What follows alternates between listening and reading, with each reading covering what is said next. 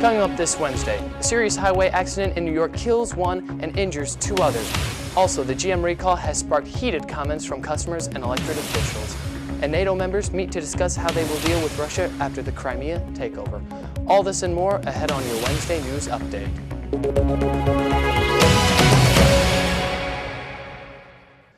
Thank you for tuning in for this news update. I'm Brett Edwards.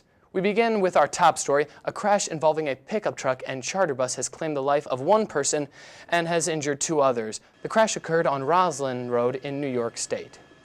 According to police, the driver of the pickup truck was killed when the vehicle crossed into oncoming traffic and struck the bus head-on. The bus driver lost control and slammed into the tree. The driver and one passenger were trapped and were seriously injured. Witnesses believe that speed was a factor in this crash. Now we move to the situation revolving around a General Motors recall. A fatal flaw in an ignition switch used in several GM brand cars has been addressed after it was discovered over 10 years ago. GM has recently recalled 2.6 million cars that may have been affected. At least 13 deaths have been connected with this fatal switch. Angry loved ones and the deceased and injured, as well as members of Congress, have lashed out at General Motors over the ordeal. It all comes down to GM's bottom line. They want the money.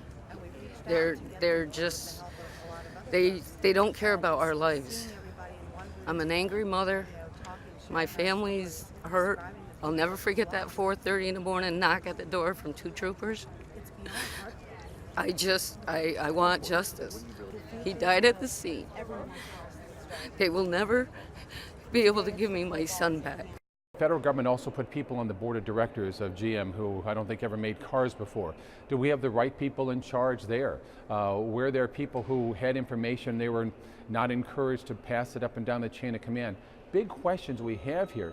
And at the same time, why wasn't NHTSA, the National Highway Transportation and Safety Administration, looking at these issues too? Big gaps in this whole system here and a true failure to communicate. At a hearing in the House of Representatives, GM CEO Mary Barra testified on the recall and the subsequent investigation. More than a decade ago, GM embarked on a small car program. Sitting here today, I cannot tell you why it took so long for a safety defect to be announced for this program, but I can tell you we will find out. This is an extraordinary situation.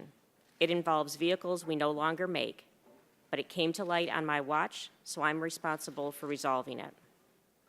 When we have answers, we will be fully transparent with you, with our regulators, and with our customers.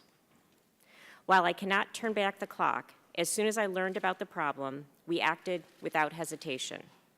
We told the world we had a problem that needed to be fixed. We did so because whatever mistakes were made in the past, we will not shirk from our responsibilities now or in the future.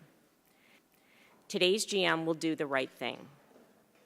That begins with my sincere apologies to everyone who has been affected by this recall, especially the families and friends who lost their lives or were injured.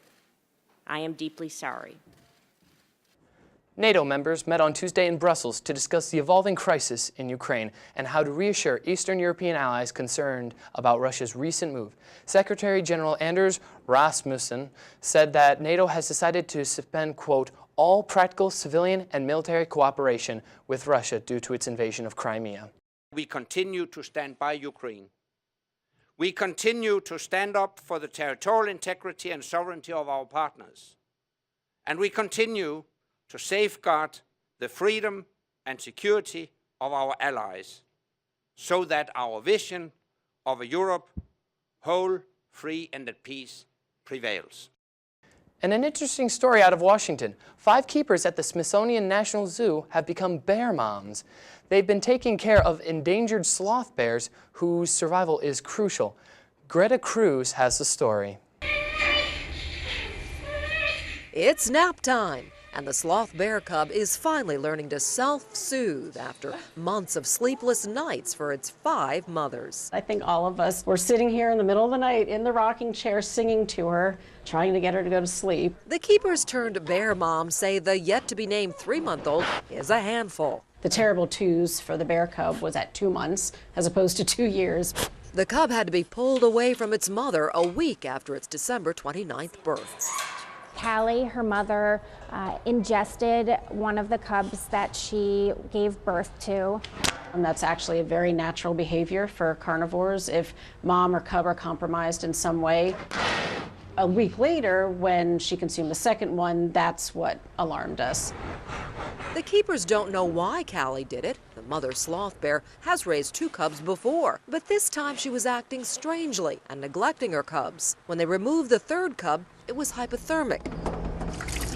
The keepers looked for a substitute bear mom, but couldn't find one. Hi. So they began hand rearing with help from other zoos. She's a survivor, this little cub. She's been growing, she's been gaining a lot of weight. I definitely feel like a proud mom watching every step that she makes. They're with the cub round the clock, playing, You have a case of the sillies. encouraging, and bottle feeding it formula. I think the first time I held her in my arms after a feed and she started humming, I'm gonna cry actually, that told me that I was doing something right. You fool. A sloth bear cub typically spends several years with its mother, Whoa. but the keepers know they can't be bear moms forever.